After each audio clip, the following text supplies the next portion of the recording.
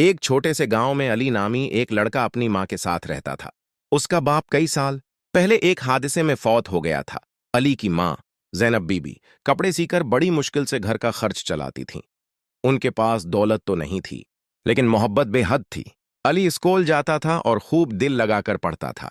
उसका ख्वाब था कि एक दिन बड़ा आदमी बने ताकि मां को आराम दे सके। एक दिन स्कूल में ऐलान हुआ कि अगले हफ्ते सालाना तकरीब होगी, जिसमें बच्चों को नए कपड़े और साफ चप्पल पहनकर आना होगा। अली के चप्पल पुराने और टूटे हुए थे। उसने मां से नई चप्पलों का कहा, मगर जानता था कि मां के पास पैसे नहीं। मां ने मुस्कुराकर कहा, बेटा फिक्र न करो, तुम्हें चप्पल जरूर मिलेंगे। अगले दिन अली को नई चप्पलें मिल गईं। वो खुशी से झूम उठा, मगर उसने देखा कि मां नंगे पांव काम पर जा रही हैं। जब उसने पूछा तो मां ने कहा, मेरी चप्पलें पुरानी हो गई थीं, फेंक दी हैं। गर्मी ज्यादा है, नंगे पांव चलने से कुछ फर्क नहीं पड़ता। कई साल गुजर गए। अली पढ़ लिख कर एक बड़ा अफसर बन गया। जब पहली तनख्वाह आई तो वो सीधा जूते की दुकान पर गया। सबसे महंगी चप्पल खरीदी अपनी मां के लिए।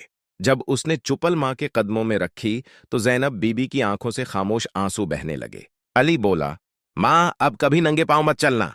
मां ने जवाब दिया, बेटा मां के पांव नंगे हों या जख्मी, जब बच्चा सुकून में हो मां को कुछ महसूस नहीं होता।